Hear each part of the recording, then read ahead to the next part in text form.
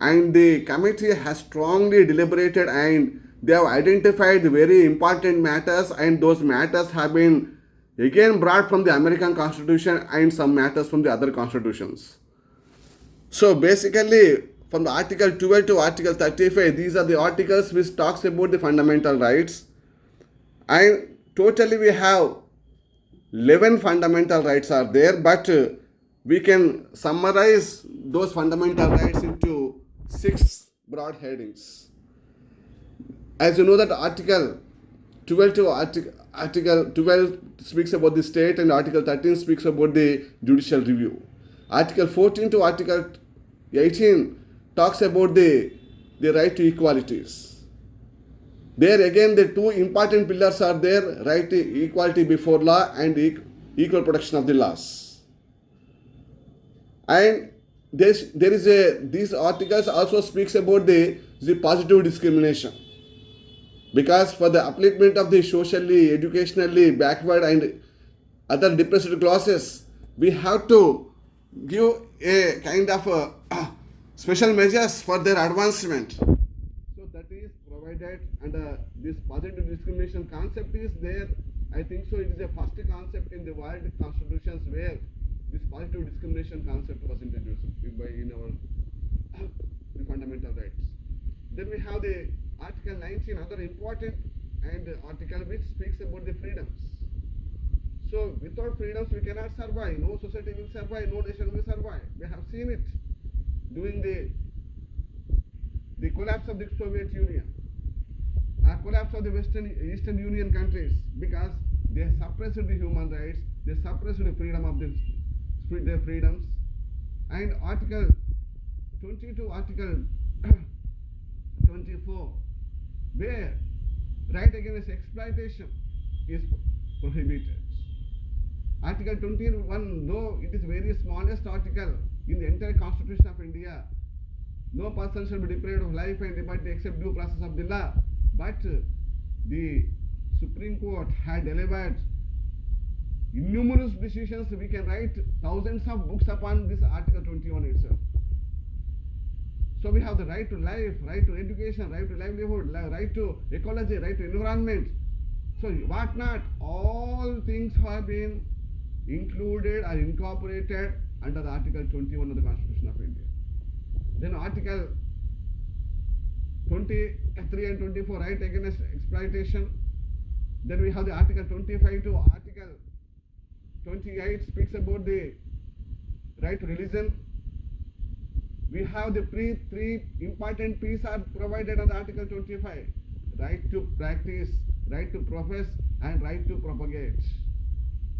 So these 3 P's are there, where you can believe in a religious practices, or you can be a disbeliever of any religious practices.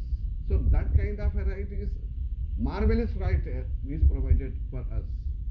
And we have the Article 29 and Article 30 speaks about the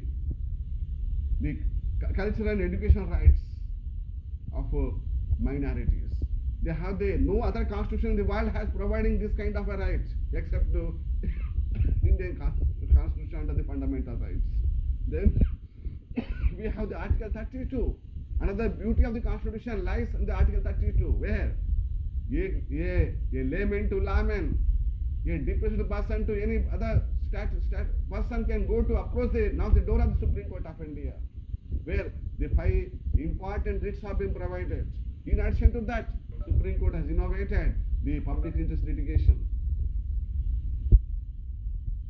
So the locus standi doctrine has gone to dustbin.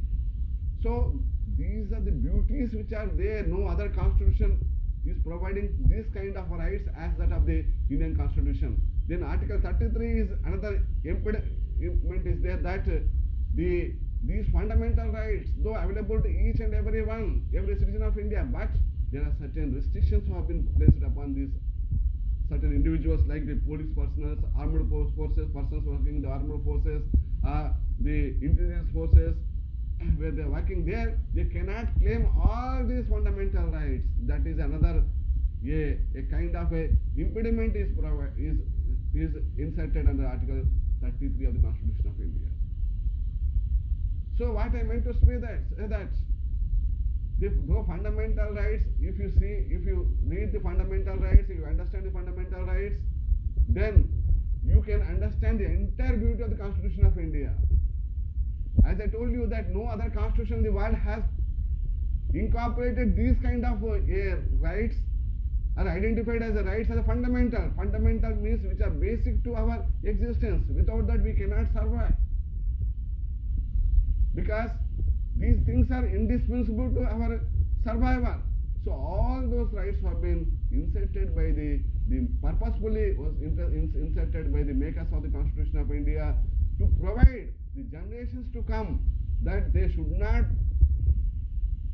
again oppressed by any other forces.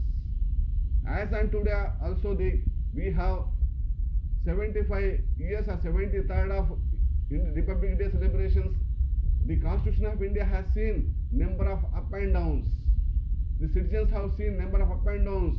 Emergency, from national emergency to the state emergencies or upheavals have seen. But all these upheavals have the answer in the Constitution of India. So Constitution of India, because of its strongness, because of its flexibility, because of its existence, we are in a position to now we are organizing this online sort of a seminar, because we have that kind of right also is provided by this strong Constitution of India. So I can deliver for each topic for hours together. We can deliberate upon hours together, because time constraint is there.